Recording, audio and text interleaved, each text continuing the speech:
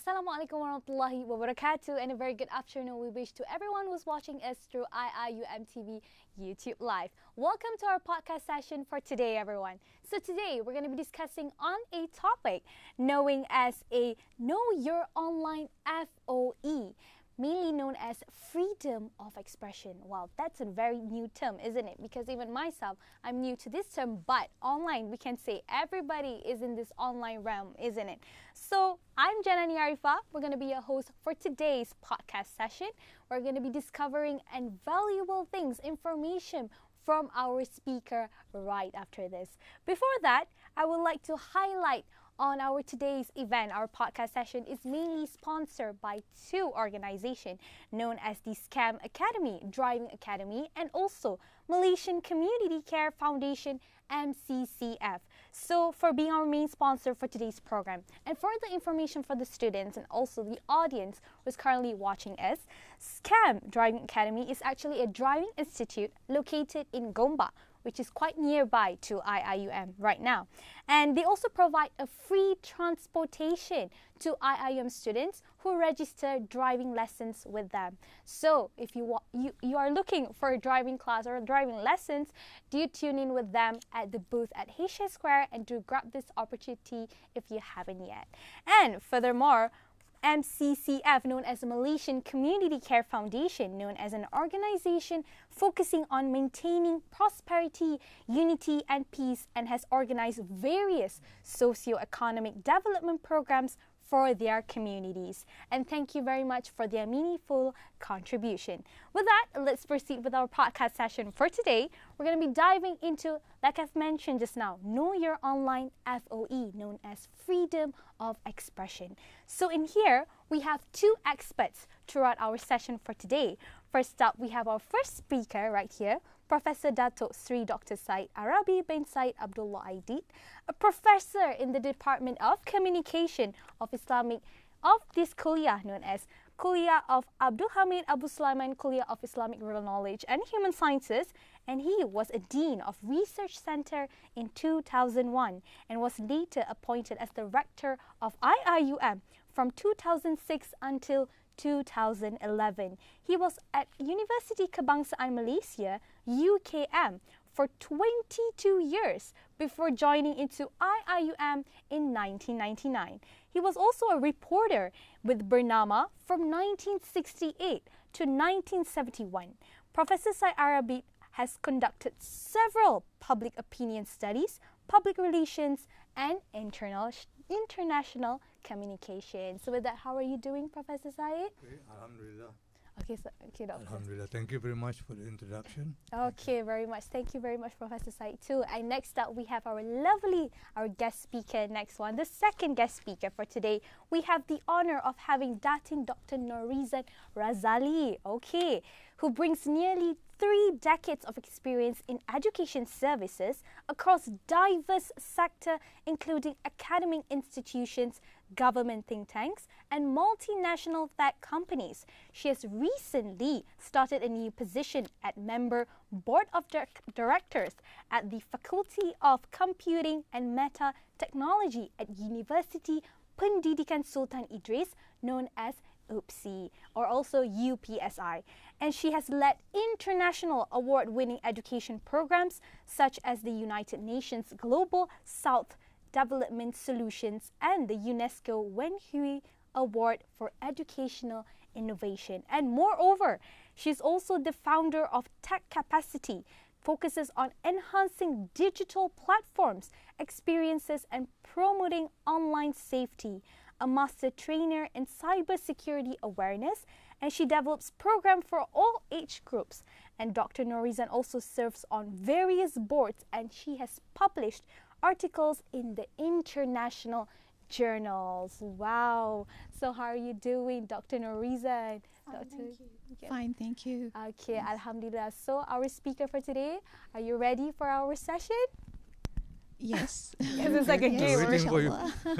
Okay, so with that, like I've mentioned just now, we're going to be diving into today's topic, right? Isn't it? Know your freedom, especially freedom of expression in this online world. So first up, let's start our podcast session today with Professor Syed. So the first question goes like this.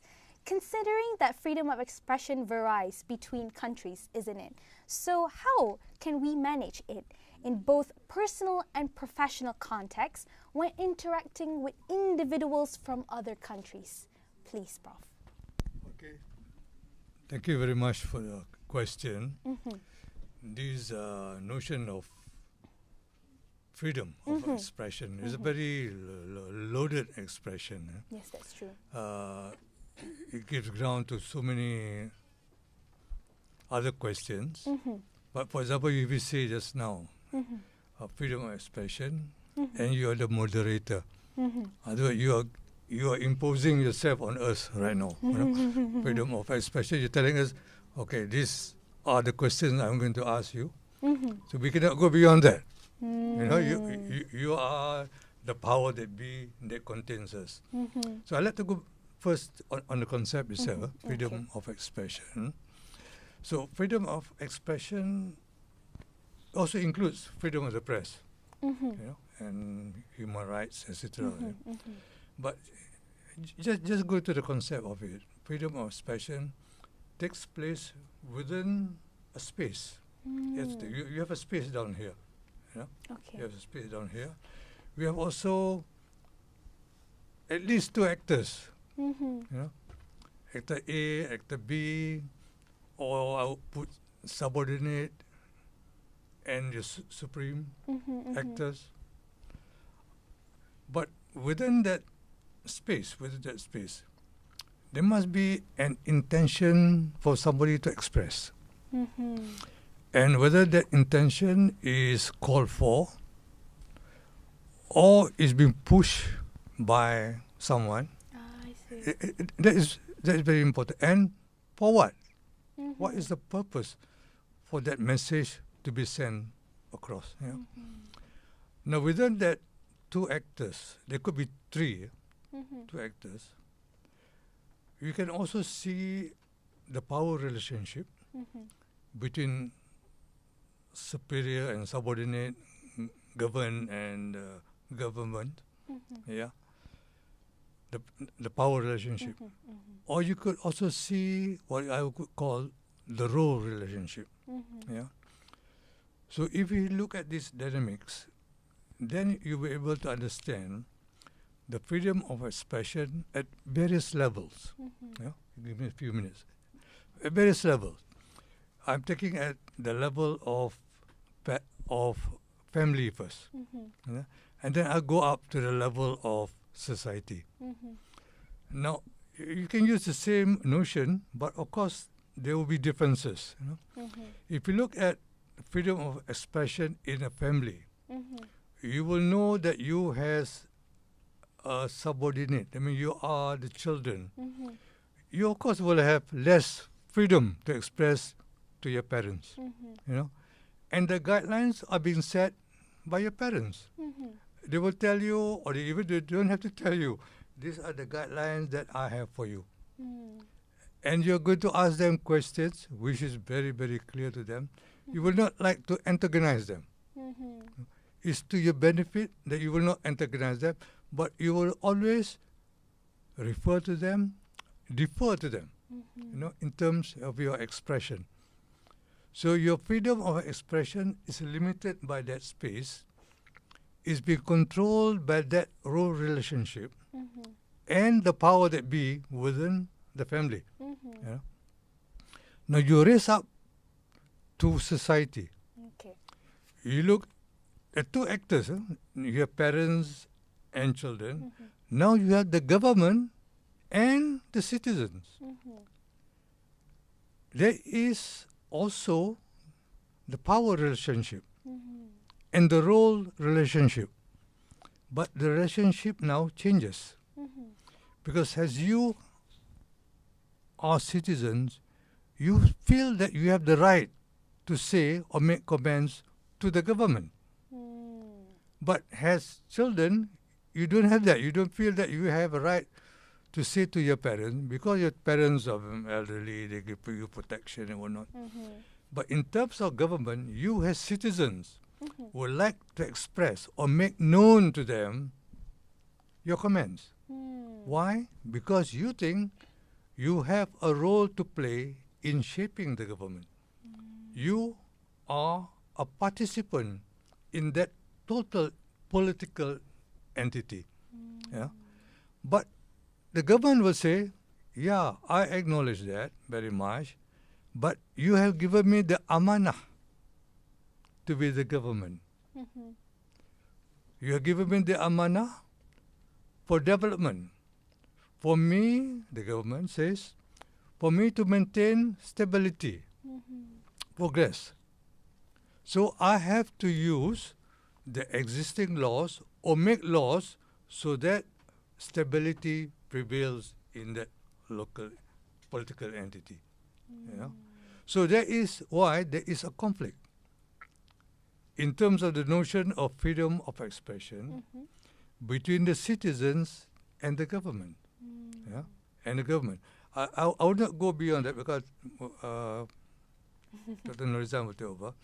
But I will later on to go on saying why is that there are differences in this notion of freedom of expression between the government and the governed in different political entities, between what is known as democracies, authoritarian governments, and why these dynamics change over time and across these political dimensions.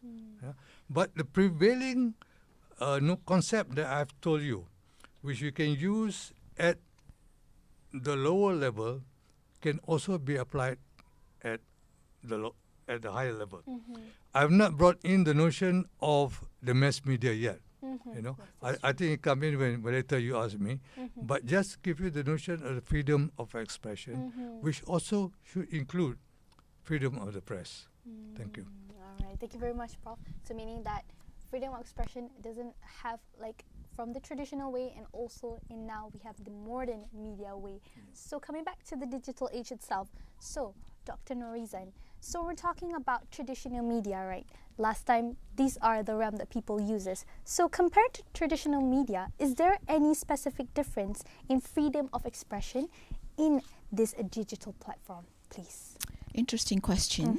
So I think I shall answer that by highlighting the similarities of these traditional media, between the traditional media and the digital media, which is often overlooked because the differences are so obvious.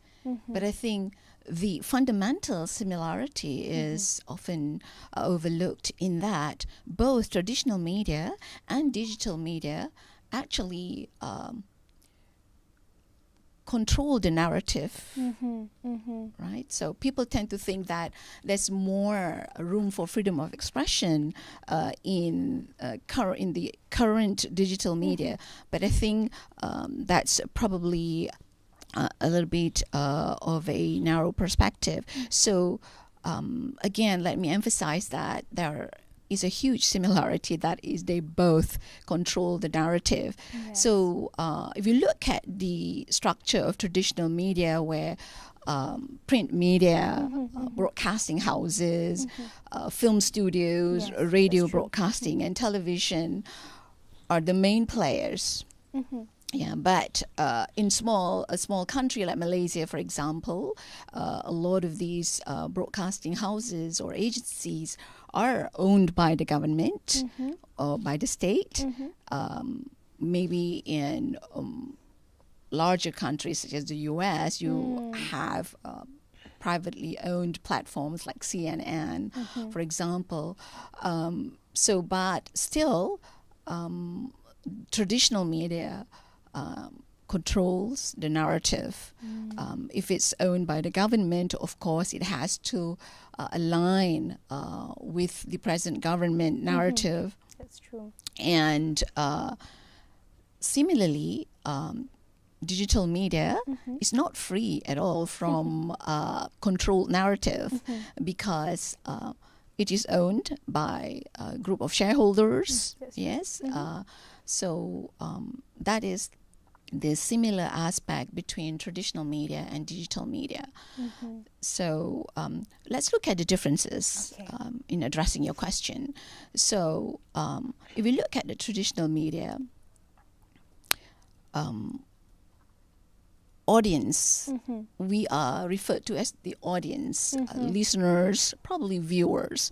There's very little room for a two-way communication unless in what they have, and they still have right now, radio talk shows they have in traditional media. So that's an example of a two-way communication, a kind of interaction that's happening in the traditional media. So that's the structure.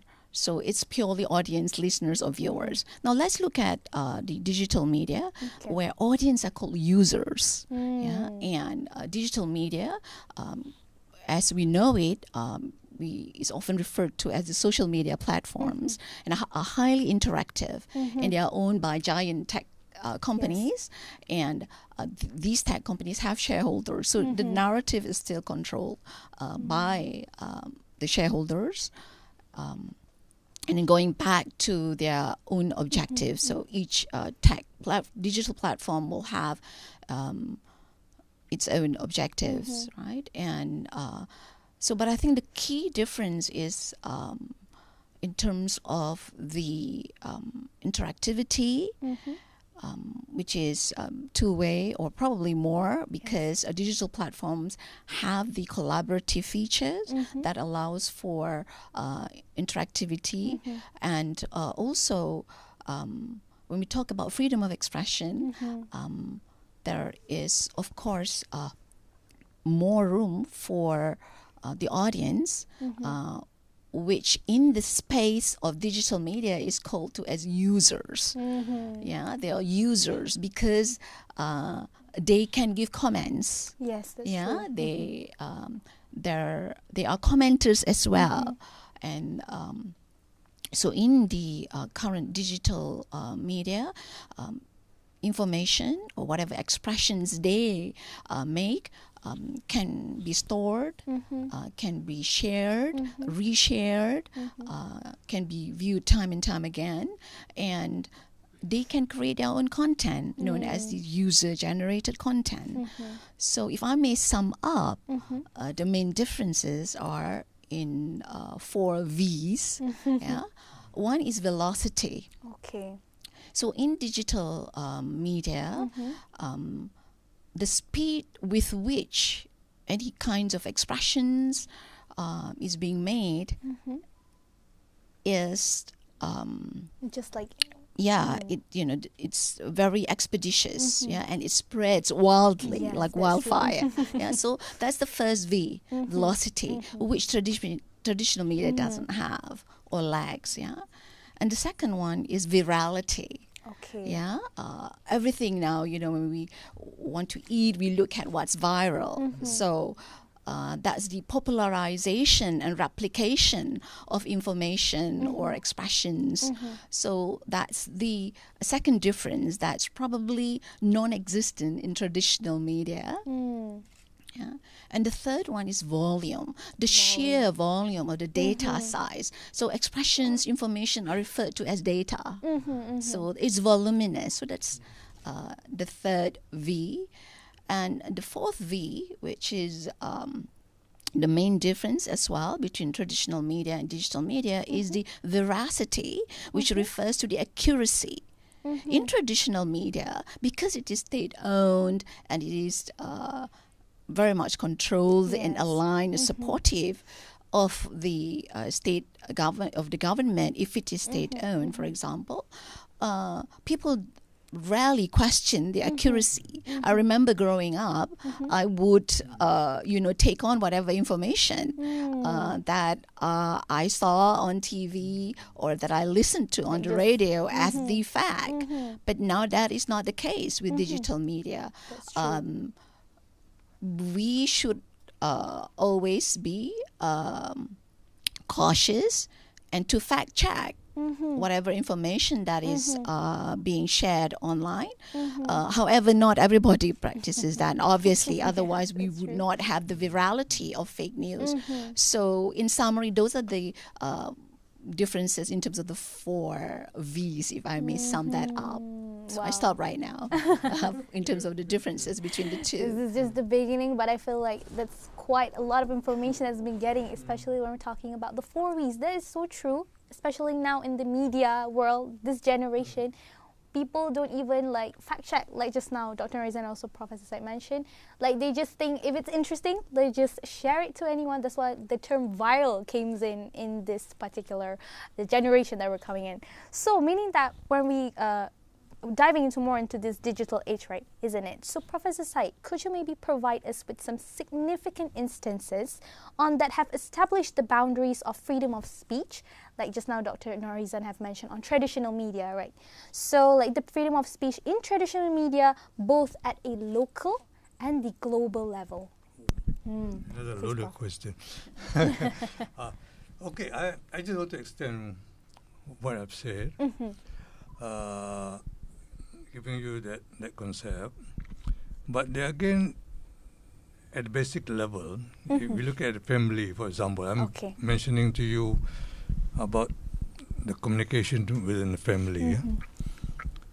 The types of family will also give rise to different types of freedom of expression.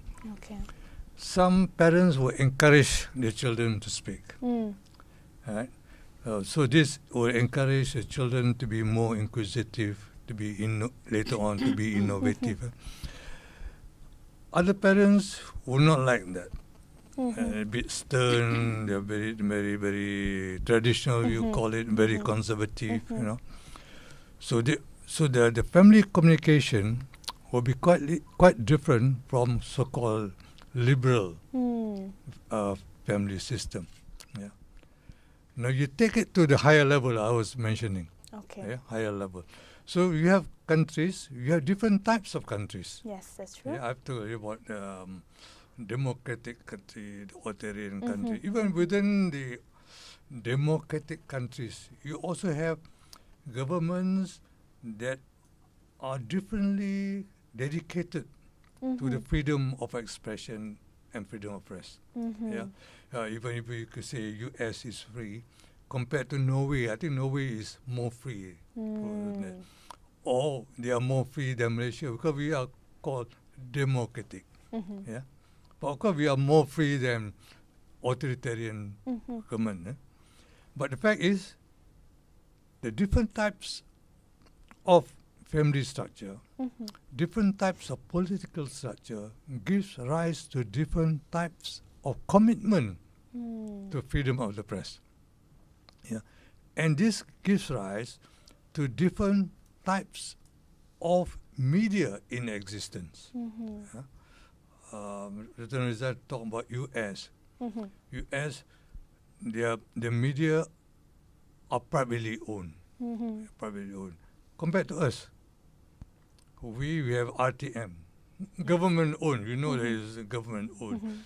And a lot of the media organizations are maybe not owned by the government, but owned by political parties that are friendly to the government. Yeah? But there could one or two who are really private. You go to Sarawak, for example, and Sabah. The newspapers are privately owned. Yeah? So the different types of ownership give rise to different types of freedom of expression. And those newspapers or media who feels that they are on their own, maybe they are more stimulated by profit than by getting news that will be putting the government in good light. You know. So what I'm talking about in different political system gives rise to different willingness for freedom of expression.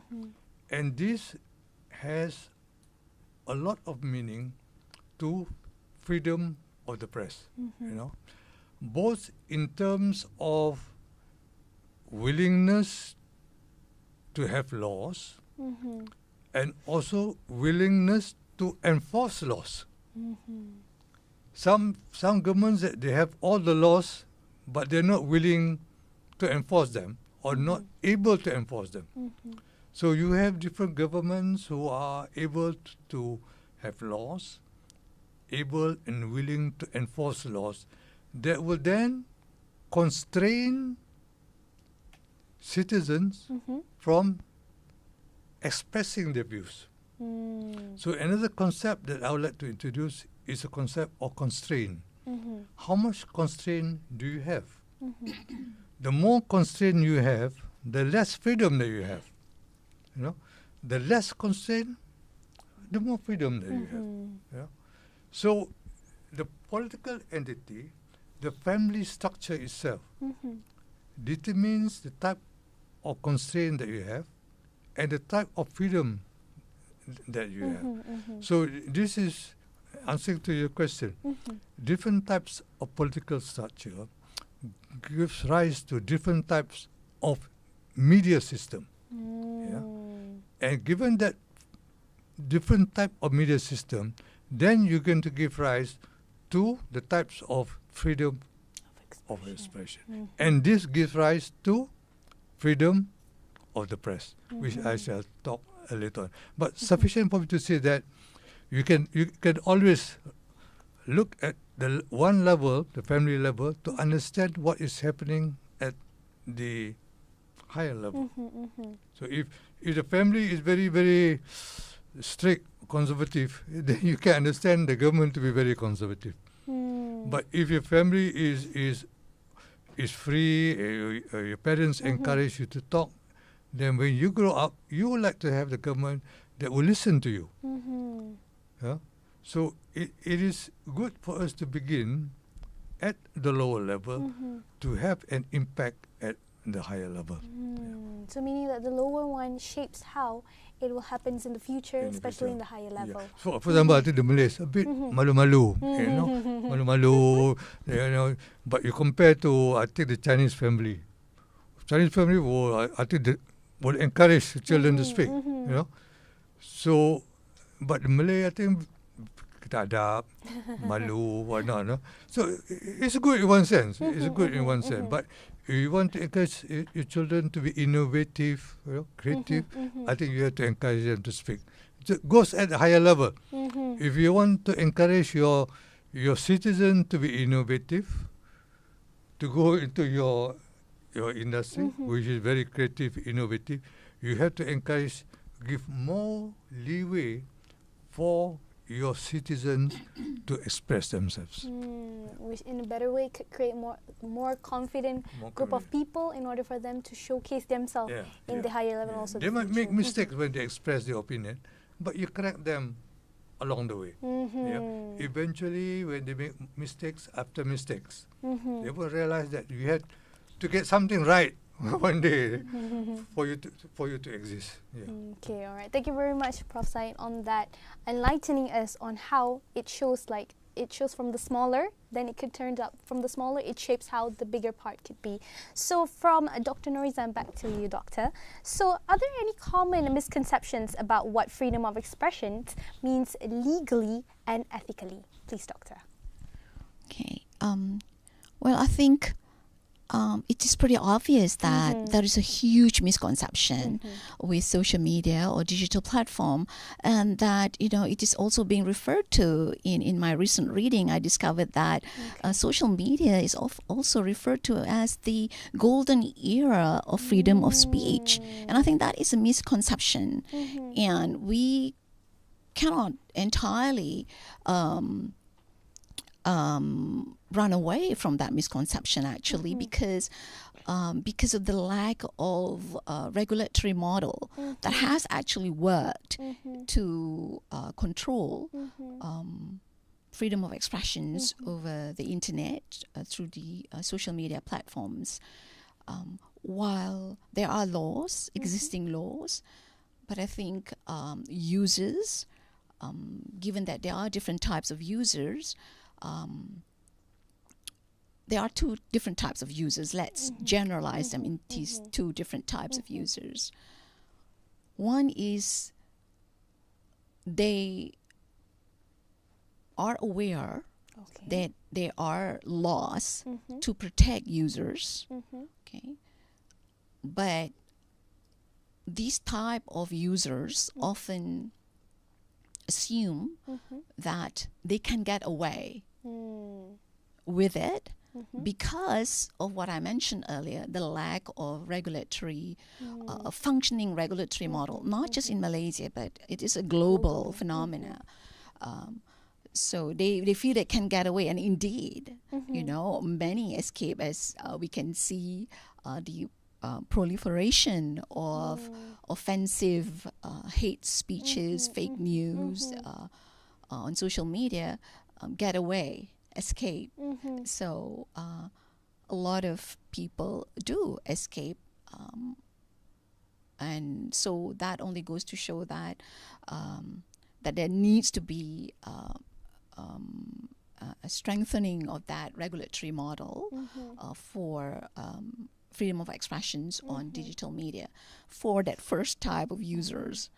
The second type of users intentionally want to disseminate certain narrative, fake news, or hate speech by using a fake profile or a stolen identity, or even bots, the autonomous software that will behave like human to disseminate falsehoods. Yes, so these are the two different, generally speaking, two different types of users, and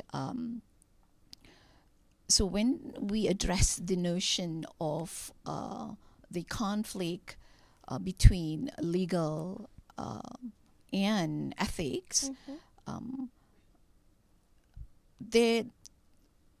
if we can examine the current situation, there is this interaction between the legal side and also ethics. People have the right to use digital platforms.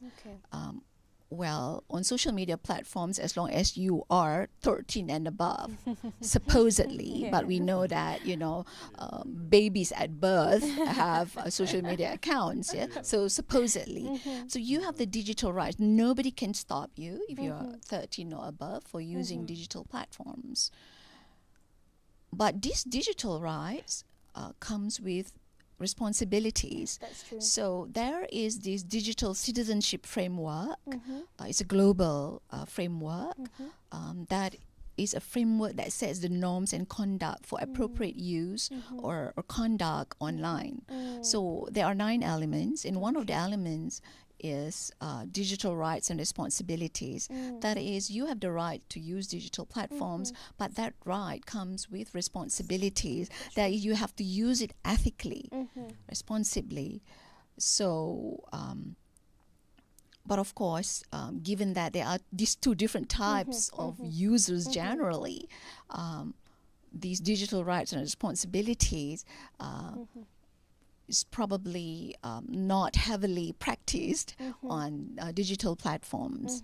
And the lack of regulatory model also further reinforces the misconception. Yeah? So people expect that there should not be any consequences of on their freedom of expressions, be it negatively or positively in terms of their expression. So they do not expect any consequences in terms of the legal aspect due to the lack of regulatory model or that lack of awareness. So that assumption. So, and it is a very difficult thing to address this misconception because tech companies that run these digital platforms value content performance over content quality.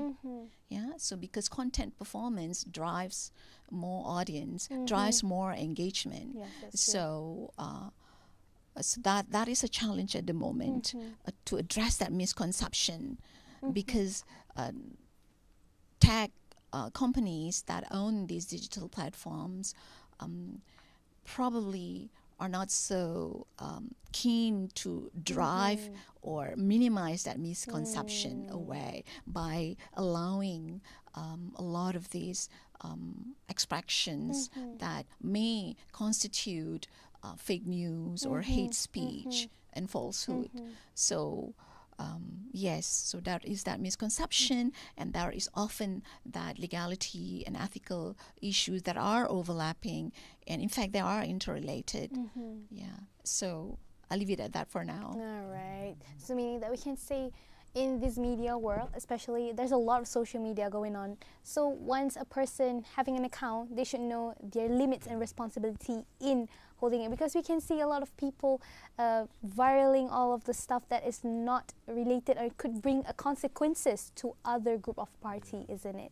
So thank you very much, Dr. Nurizan, on that insight regarding that matter. So coming back to Professor Said, so in the contemporary Malaysian context, we can say, do you hold the view that the freedom of expression, like we have been discussing right from just now, enjoyed by the media and the public is sufficient? And why is this thing happening?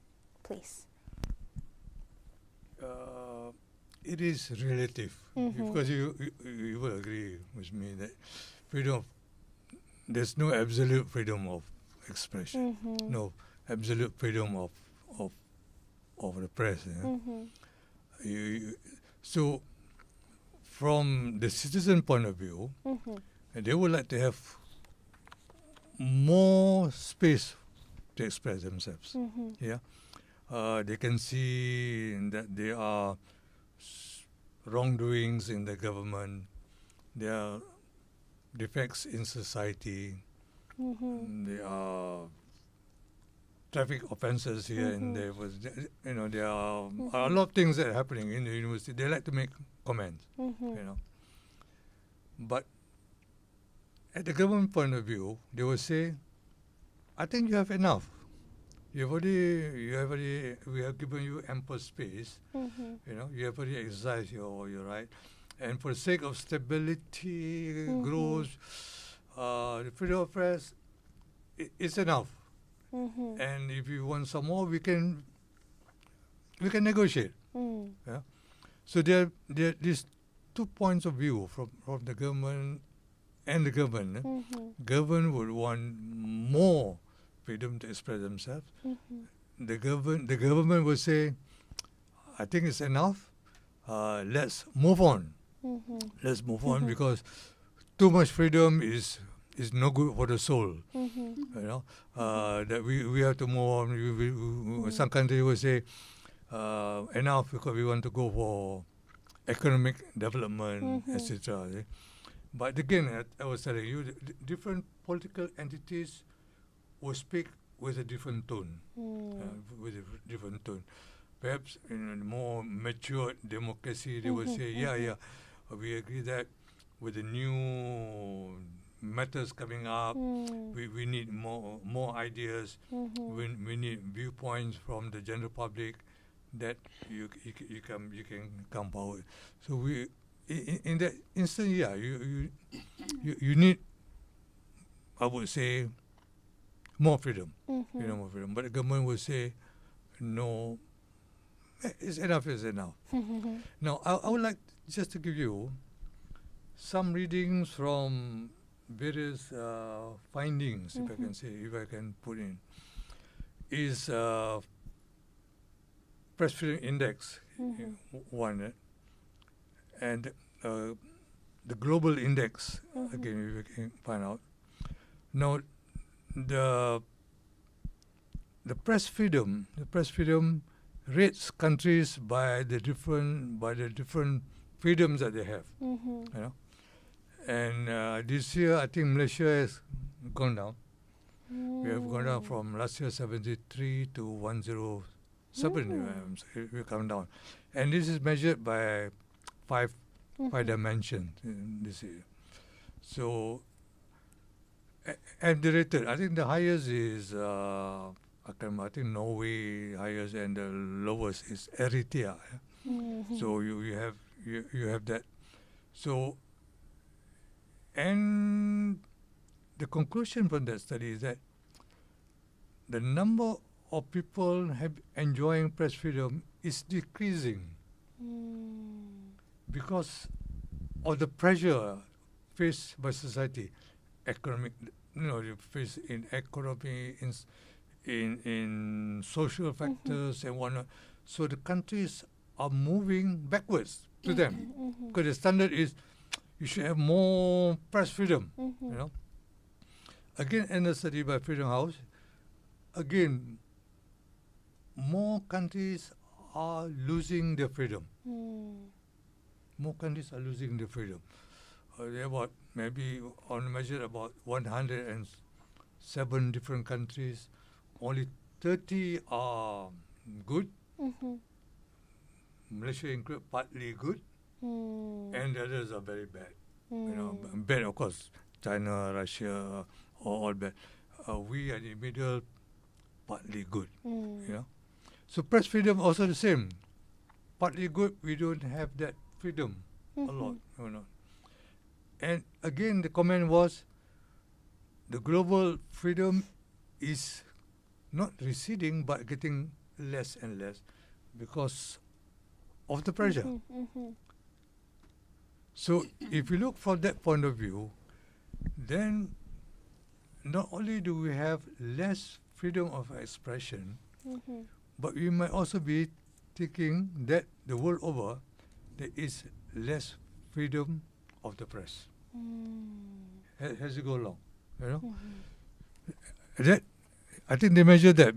They measure both the traditional media and the social media. But because the measurement was made about 17, 18 years ago, when social media was not then very strong. So media came in, I think, if I can say, about 5-6 years ago. Then you feel it. But if you use the same measurement, then you can say that freedom of the press is receding. Freedom of expression is also receding. And there are also more pressure on the government in terms of the economy, in terms of crime, in terms of social, in terms of environment, etc. So you have sometimes to acknowledge that the governments of the day are faced with different issues that are not faced by the government several years ago. And I think this is why, again, we need more ideas from the public on how to solve this problem. And when they start giving ideas, the government will think that they are against the government. This is the ironic part of it, is it? You need contribution, you need ideas from the people, because I think ideas come from the people in the pre-discussion and whatnot.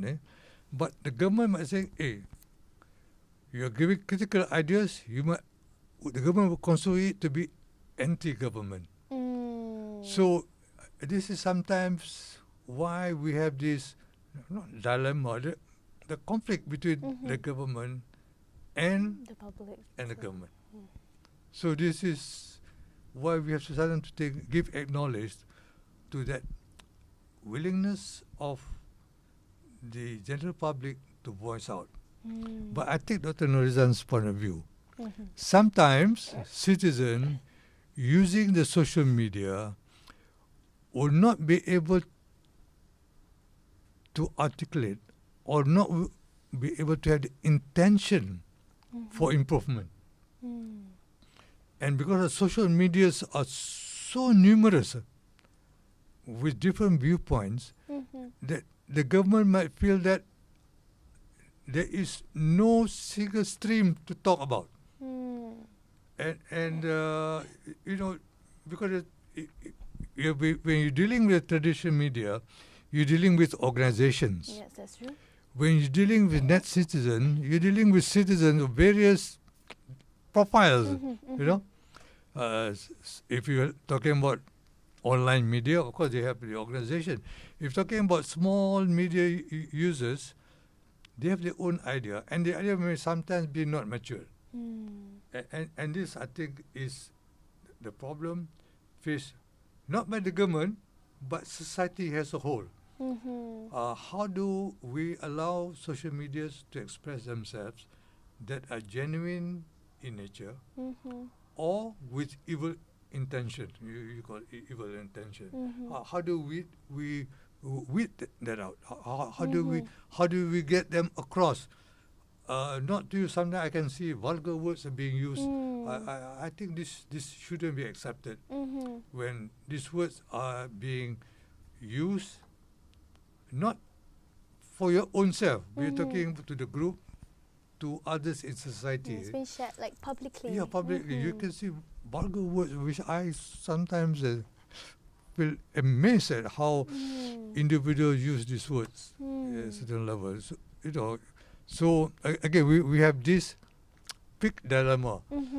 During traditional media, we can control them. We can I say legally control them. But they know the etiquette of writing. They know there are certain limits, and sometimes they push the limit to get more viewpoints. But the social media, I think the limits are quite loose, and I think this is a problem not for the government but also for society as a whole. Meaning that we have a platform, it's been prepared like the digital platform, but it's not being utilized well. Some people might be using it in a negative way, so it could bring a bad impression towards people or wanted to use it in a good form way. But due to this group of people or parties ensure that this realm is kind of dangerous, that could cause heart issues and everything like that, could bring a very negative outcome out of it. So we can say that is the conclude from Professor Syed. Thank you very much for Professor Syed for that enlighten. So coming back to Dr. Norizan, so how can these digital platforms we've been sharing right from just now by Professor Syed and also Doctor yourself, how can these particular digital platforms improve their algorithms to better identify and mitigate misinformation? Please, Doctor. I think it's not a question of whether they can manage the algorithm, but I think the question is whether the giant tech companies that own these digital platforms want to change the algorithm or manage the algorithm or not. So that, I think, is a question, whether they want or not, because we know algorithm can be changed, can be managed, because algorithm is just, as we know it, a mathematical instruction on how to manage the data, right? So each digital platform, like Facebook, for example, has its own type of algorithm, meaning what kind of content that they will prioritize. It's different from TikTok, for example. TikTok prioritizes content that is highly interactive, or Facebook doesn't prioritize that as for its algorithm. So yes, definitely they can, but why should they? Why I ask that question is because content and the engagement around a particular content generates revenue, right? And Facebook alone has close to 3 billion users worldwide, right? And Instagram is slightly lower than that, so both are owned by Meta. And so that is their source of revenue, because content, when users engage a particular content, that is the mechanism where they will push advertisement. So digital advertising is their main source of revenue on all digital platforms. So if they are to impose a kind of a censorship using the algorithm, that automatically will impact on certain kind of engagement around some content that is popular. If you recall, just now I mentioned digital platforms prioritize content performance over content quality. So a performing content is a content that engages a lot of users. So a lot of traction, it's replicated, it gains virality. I'm not talking about the accuracy here, right? So content performance does not mean that that content is of good quality. It can be totally irrelevant. It can be obviously fake news, but it performs because it's well shared across. It gains virality, velocity. So for any tech company to impose any kind of censorship through its algorithm, that is something that they really need to think through. And we, have heard a lot of countries issuing threats and warning to a lot of digital platforms due to the social impact that it has created. But that is so far the most that we have heard of. We have not heard of anything that has really urged any digital platform to apply any algorithm. But in fact, you can clearly see in this current Palestinian and Israeli conflict that certain platform is really using their algorithm to control certain narrative that meets their objectives. So they can do it if they want to, obviously, right? So it's whether they want to or not, and there is a close relationship to their earnings or revenue when that algorithm is controlled in another way that imposes certain censorship. However, if I may repeat, we can see that that's being done in recent times on topics or keywords that are related to the Palestinian and Israeli conflict that can be applied for them where certain digital platform has restricted certain keywords that are related to this conflict that may not be supportive of their narrative.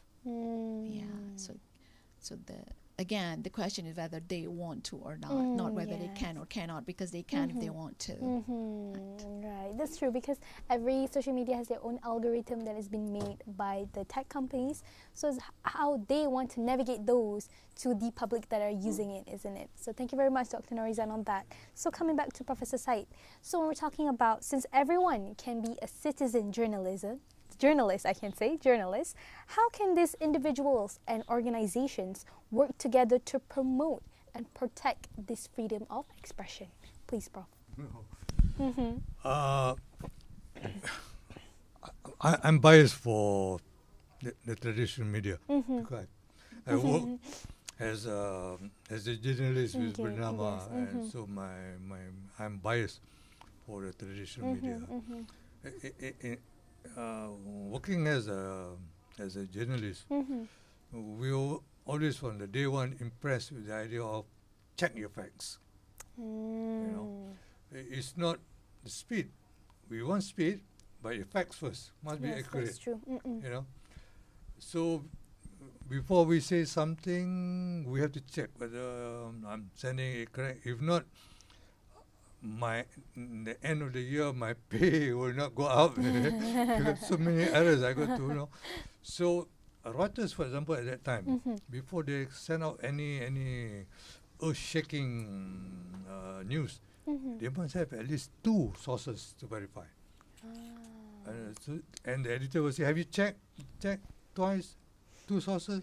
Okay, then you send out. But netizens don't have that. You see something, you splash first, and then your understanding is, if it's wrong, you deny. In the traditional media, you have to say why it is correct. In the new platform, is the audience who say, no, you got it wrong. Or what is true, there you come out. So the this clash, just crudely, I'm just saying crudely, is there. There is no verification when the news is sent out. Yeah, the news. You just send out first. But of course, I'm not saying that all the news sent out by the netizens are wrong. In many instances now, the news of new incidents come from the net citizen. For example, you see the tree coming down in Kuala Lumpur, the plane Elmina came down. It's all from net citizen. And I know my friends in the press will say, we have also to be careful what the net citizens say, because that might give us the idea to go for the news. So right now there is an interdependence between the traditional media and the social media. I cannot say this now because all news from the net citizens are wrong. We have to recognize that.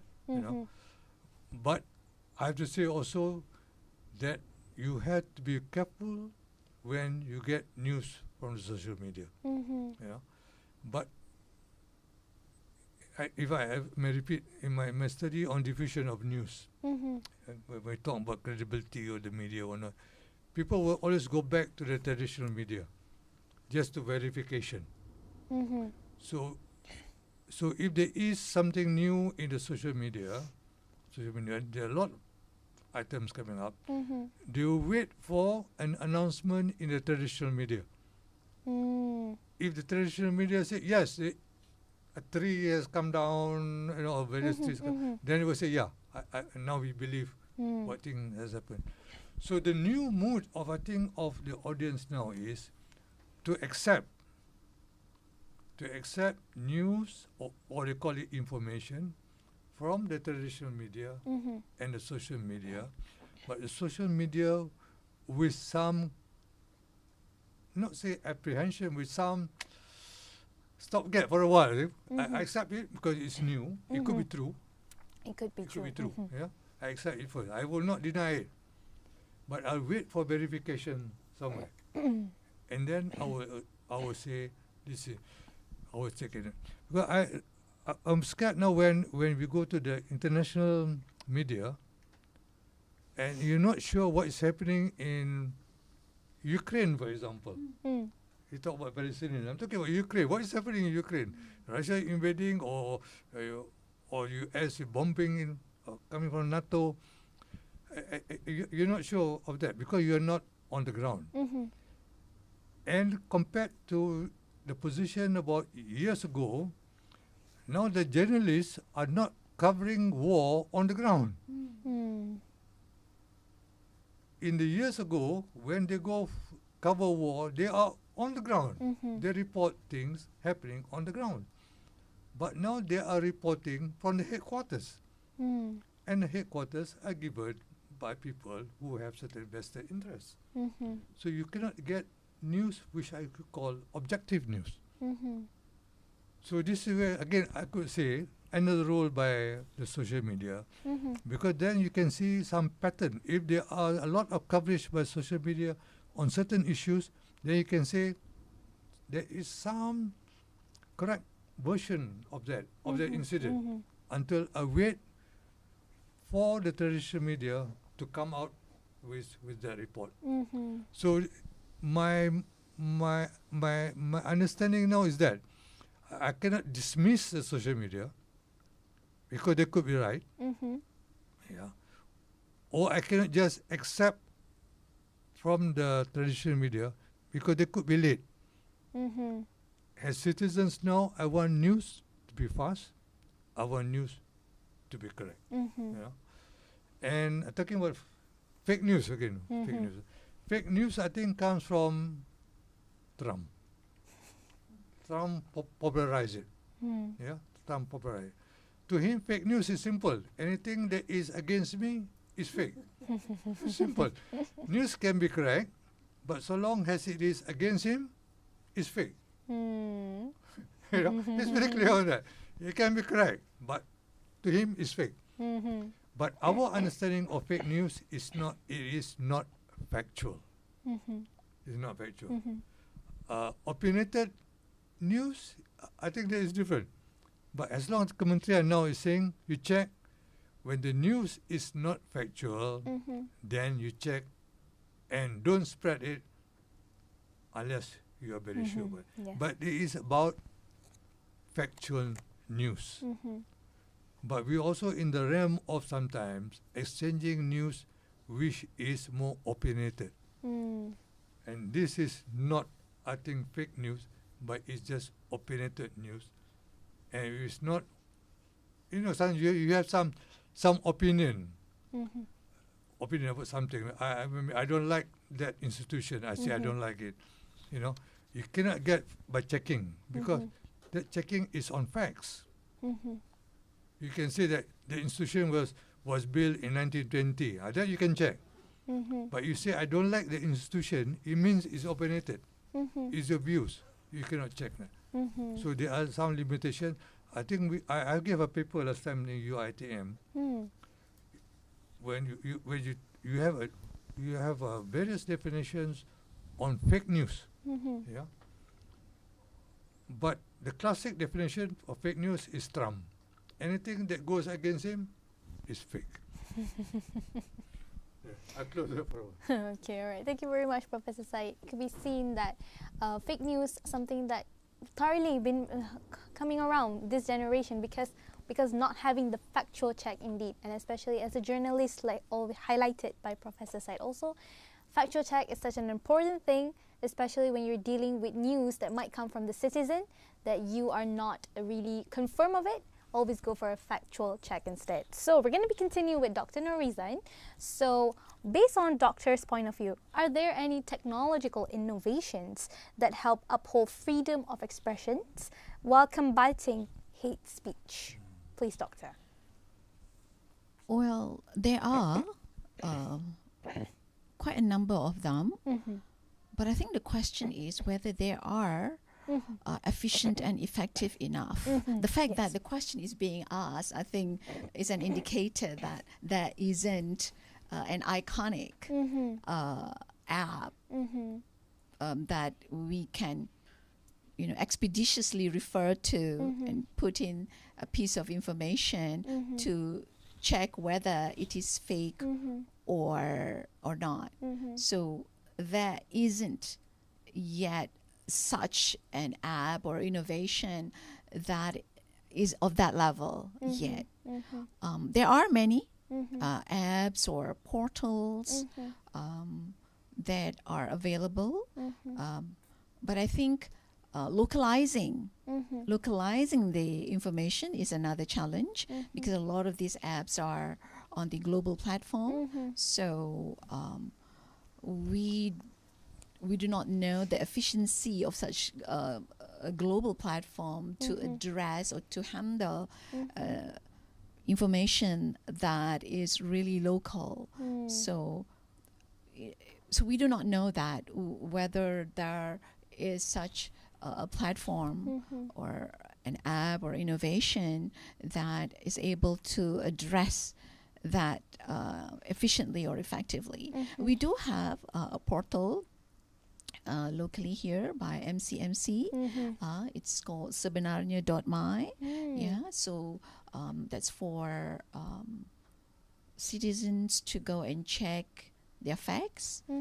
And a lot of the information that is provided in that portal is related to facts about government related subjects.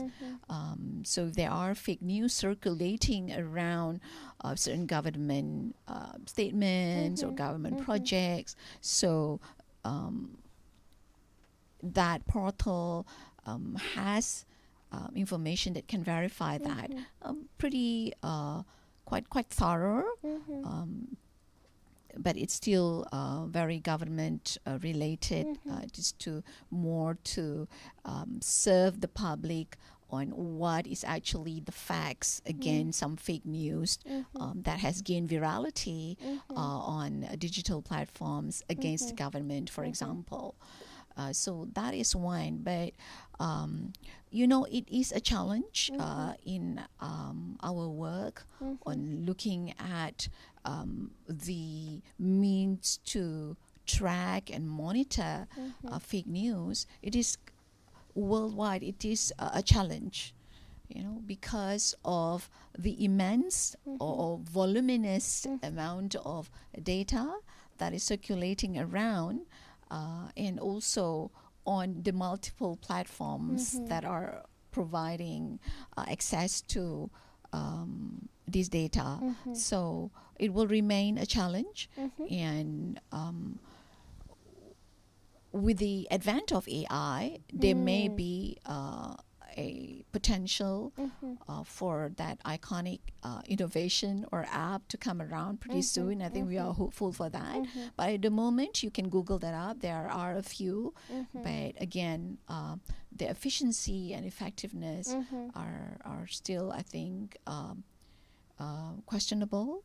And I think we need something more local to address our own local issues if efficiently and effectively. That is an area where I think with the advent of AI and that the government is stepping up in terms of advancing AI development in the country, I think that is an area where authorities should be looking into at how local innovation should be produced in order to address the falsehoods that are coming out from digital platforms.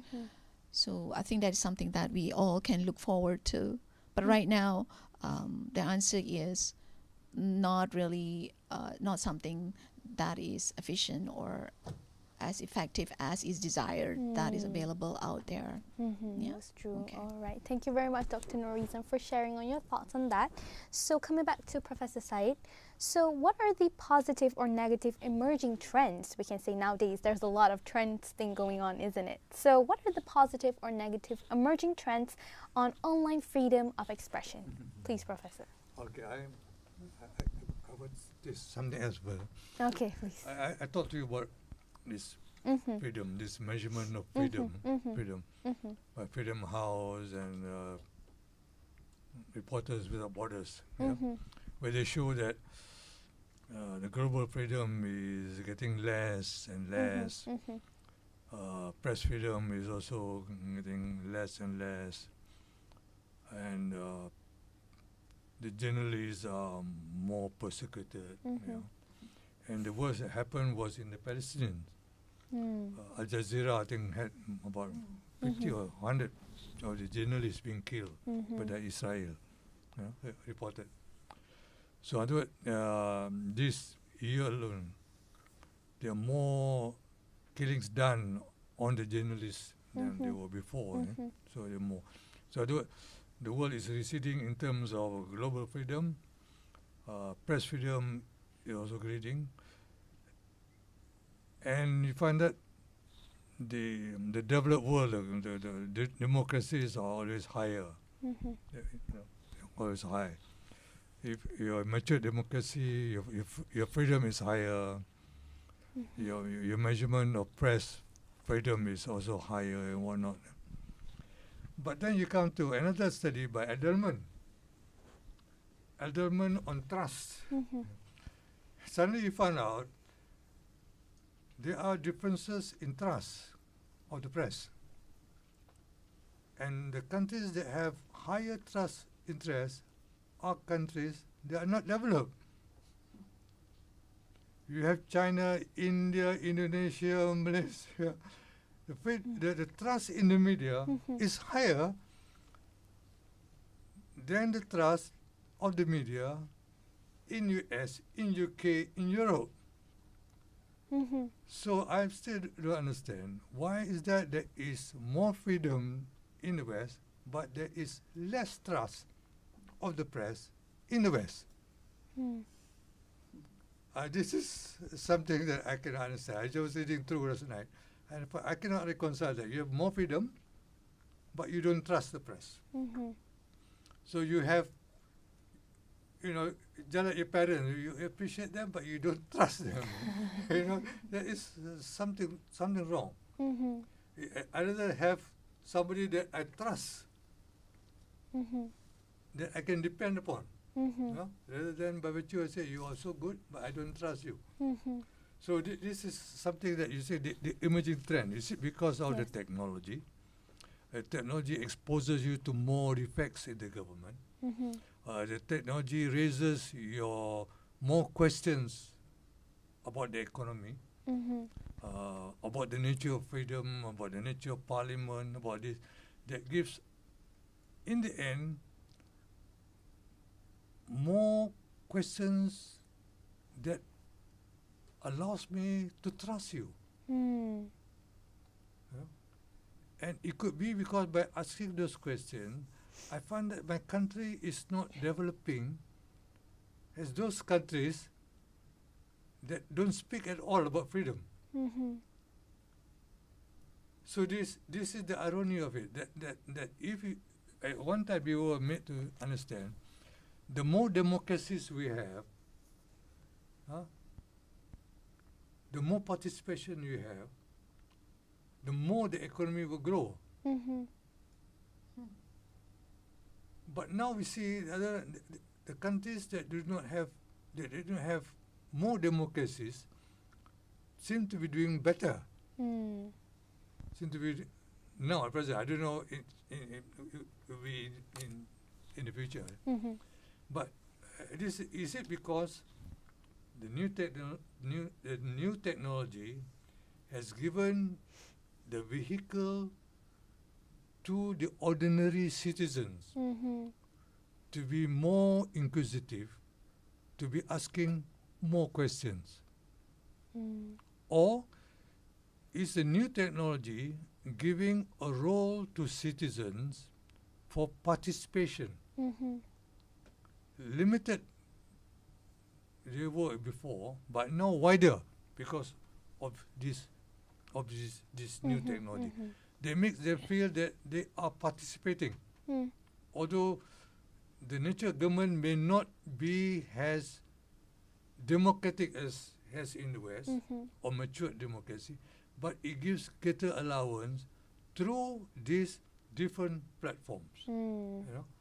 So this is something that I was thinking about, whether, or why is it that citizens in less democratic system seem to be trusting their institutions than in mature democracies.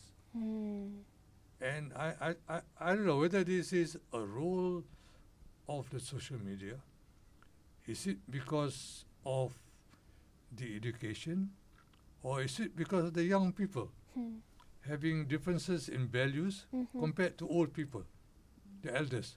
They're asking more questions, they're asking the right to participate as they were not given before.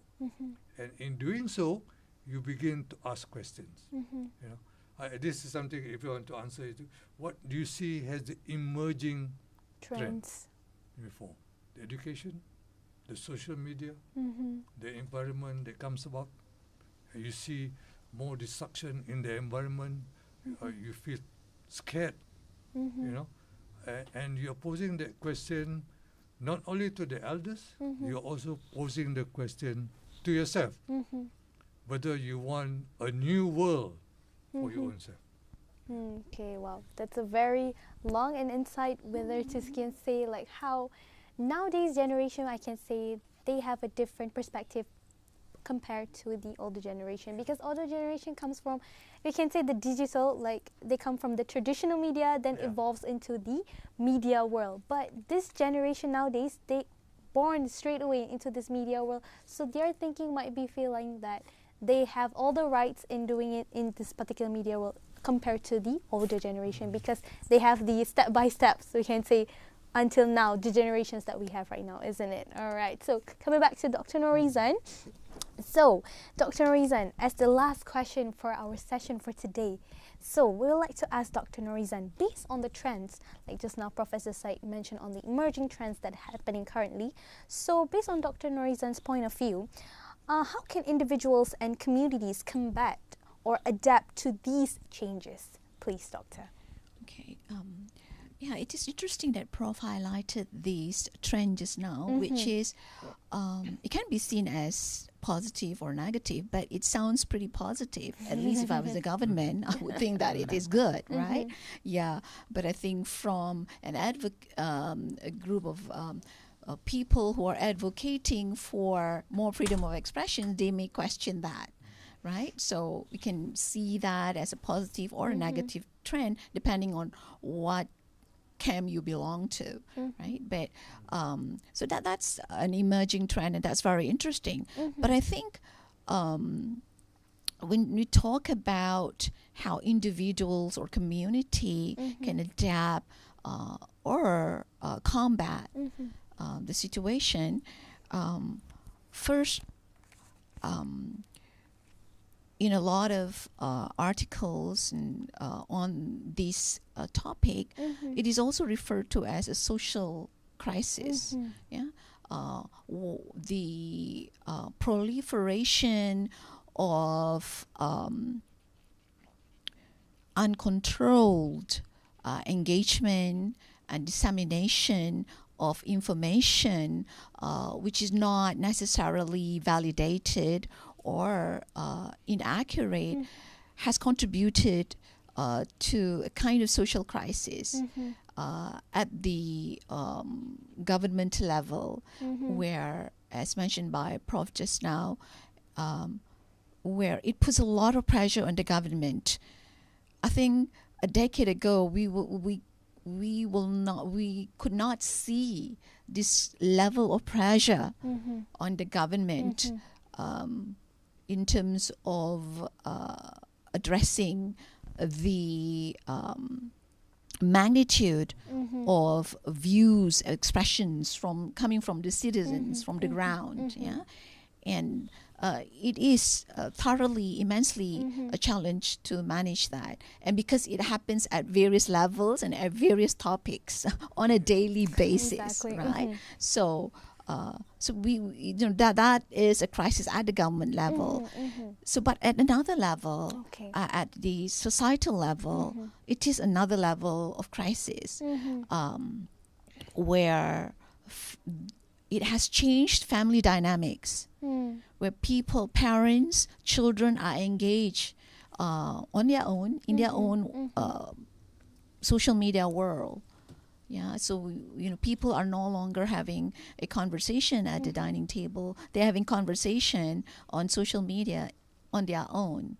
So they are not. So that has changed the family dynamic, and it is also a tool to count infants at the dining table, and infants easily become addicted to that, and we have the zombie babies where you can put your hands across their faces and they will not respond because they are so into looking at the frames of their devices, and so that is an example of how family dynamic has changed due to these overt and overuse or misuse of the internet and devices. So those are situations, are examples of the social crisis that's happening. And interestingly, in some reading, the less developed countries are facing more of this problem, where the misuse of the internet and devices is more prevalent in family units in the developing countries, as opposed to the more developed and Western countries. You see that people are more, families are more concerned. Perhaps it's got to do with the education level too, that they know the harmful effects on mental health and physical health, on the obsession over the internet and addiction over devices. So this is something that is happening, and that is the differences between how the developing countries, citizens in developing countries are using social media, and citizens in the Western countries are using social media, and the impact on the family dynamics. So to your question, in addressing or combating these issues, it takes various agencies at the government level. They all have to work together to address these issues and come up with the policies that are aligned across multiple agencies, and it has to trickle down to community level. And I understand also now through my work that even mosques now, are good facilities to disseminate on issues related to freedom of expressions and the limit around that. So that's an example, and that's happening. But I think we need to see a lot more engagement across different levels in the communities, and then trickle down to family units. And because of the different generation, like baby boomers, for example, are digital migrants. But I myself, for example, I have adapted and learned to adapt to the digital world. But that's good. And I think baby boomers are good examples of how a community have successfully adapted to technology. You know, we went from working in an environment where there was no email, then we adjusted to that communication via email. But we can't say the same of millennials and Gen Alpha, because they grow up in the internet world and touch screen. You know, so they receive information, and they can easily take that as facts. And freedom of expression to them, you know, is by default, is their right, because that's the nature of it. And you know, they want instant gratification. So so there must be awareness campaigns at different levels for different groups, for different generations. Yes, that's true. And it cannot be just at the community level. It has to occur from the government and top down to bottom down. Thank you very much, Dr. Norizan. It shows that it's a very valuable insight and information for us for this particular session. With that, thank you very much once again to Professor Syed and Dr. Norizan. Before that, can we have Professor Syed to share any last words to the audience and also the students who are currently watching, specifically on this freedom of expression? Please, Prof. You talk about freedom of the press, freedom of expression. I'm talking about the Malaysian context. At one time, the Printer Presses Act was very important. Maybe we're looking at it from the security point of view, and then it should not incite hatred and whatnot. But you know, we have now laws and regulation now by MCMC. So at one time, the strength of the Kementerian was in the information department, but now it has shifted to MCMC. So it shows that the dynamics of information has also shifted. This is what I'm trying to show you. That at one time we were depending on the information department, the traditional media, but now we have shifted a lot. We have gone to MCMC, and there are a lot of cases now being cited, asking people to take action by MCMC. You know, so the multimedia ministry. So in other words, the changes in the ministry reflect the changes in the information structure of the country. You know, once you have the changes in the information structure, then you have the discussion on the freedom of expression and the freedom of the press, which also changes with the structure of the technology that is available in the country. Yeah, that's all. All right, thank you very much to Professor Said once again. Okay, what about Dr. Noriza? Any last words to the students out there? Please, Doctor. I think we need to increase our awareness level, and that to the idea that freedom of expression actually has its limits, and what what are the limitations due to the transient nature of the regulatory model around that. I think it falls onto the individual, and we need to have this awareness that the rights to use digital platforms comes with responsibilities. And I do think that the education system plays an important role to integrate this awareness into the curriculum, not as a subject, but in whatever subjects, as part of the activities, in whatever subjects that that are being taught.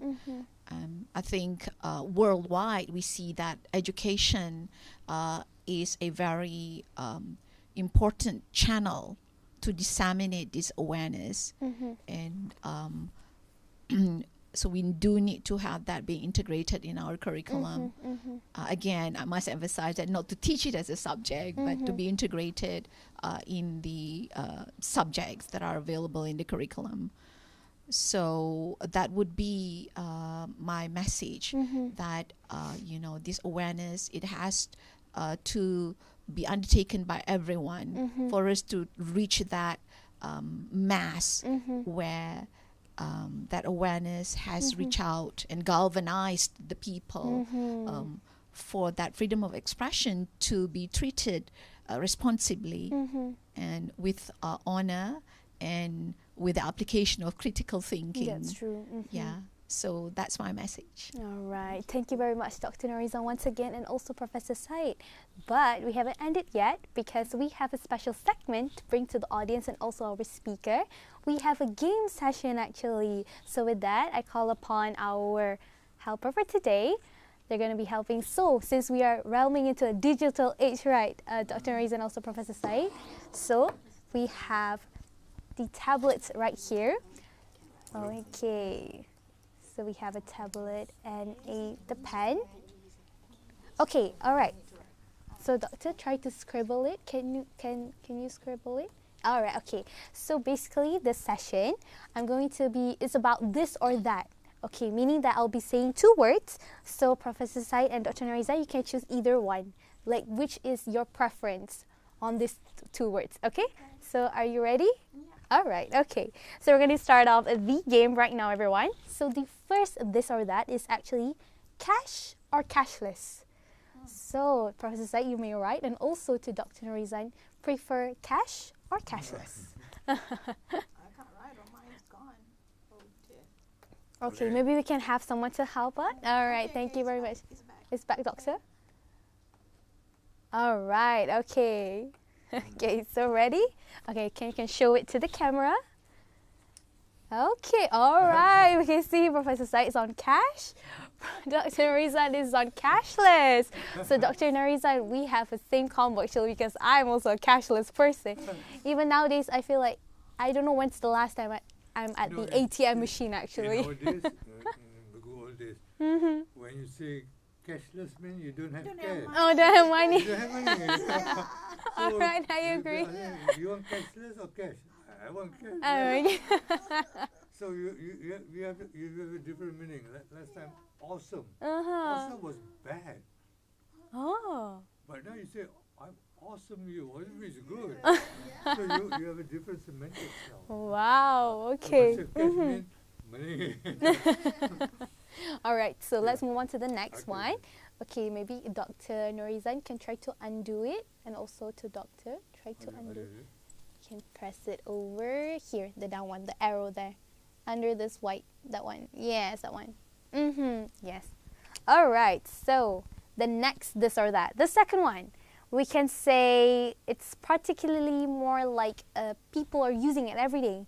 Okay, Android or iOS? Android or iOS is something that everyone uses, especially as a student. I can say in our university, there's 50-50 of them. So we're going to show it to the camera. Well, we can say, so far there's nothing similar yet. Yeah, we can say no similar yet. Okay, it's okay. So we can see Professor Said more towards Android and also Dr. Riza more towards iOS. But practically both of them serve the same thing to the society that is using it, isn't it, in this digital age? Okay, the next one we have. Okay, Doctor, ready? Yes, exactly. Okay, so the next one we have. We have tablet or laptop. Quite hard, isn't it? Okay, maybe Doctor try to undo it back. Yes, that one. Okay, please, Prof. Tablet or laptop? Okay, ready? All right. Okay, finally we have the same one here. Same one, laptop. But I can say nowadays, students are more going towards tablet, isn't it, in this digital age? The laptop, yeah. Laptop is a minimal thing. Like, everybody use it, something that's really for this situation. Okay, the last one we have. Are you ready, Dr. Riza and also Professor Said? The last segment. All right. So, can Professor? Okay, all right. So the last one we have, this is something everybody can agree or not agree to. We have online news or traditional news. Oh, you're asking for my... Online news or traditional news? Well, we can say traditional news. We have newspaper, right? All the radios and everything. But online news is at the tip of our hand, the social media. Okay, are you ready? Please show it to the camera. Oh, we can have a difference. So meaning that Professor is still towards traditional news and Dr. Riza evolving into the digital age world, isn't it? All right. Thank you very much once again to Professor Said and Dr. Riza. Was it fun? Yeah. Okay. I hope it was. So once again, we'd like to thank you, our two speakers for today, for such an opportunity. Actually, we've learned quite much today, a valuable insight and information from both of our speakers. So with that, it's up to us actually, as an audience and also the listeners out there, to ensure that our freedom of expression is used to inform, inspire and uplift rather than misleading or deceiving. More like we can see fake news, isn't it? So use your freedom of expression well. And to all the audience who are currently watching us right now, don't forget to follow at our social media platforms at IIUMTV in Instagram, LinkedIn, TikTok, YouTube, Twitter, and more other than that, and also the YouTube that you guys are watching right now. And moreover, don't forget to follow at Comms Intern IIUM at Instagram to get more updates and feedback regarding today's program itself. Is all organized by these internship students from the Department of Communication. And hoping that everybody have gained a lot through this. Thank you once again, Professor Said and Dr. Norizan, for our lovely session, and hoping you guys too had fun with us. With that, most importantly, don't forget to always stay responsible with your digital expression. With that, everyone, Wassalamualaikum warahmatullahi wabarakatuh. I'm Janani Arifa, signing out for this session. Thank you. Thank you. Thank you very much.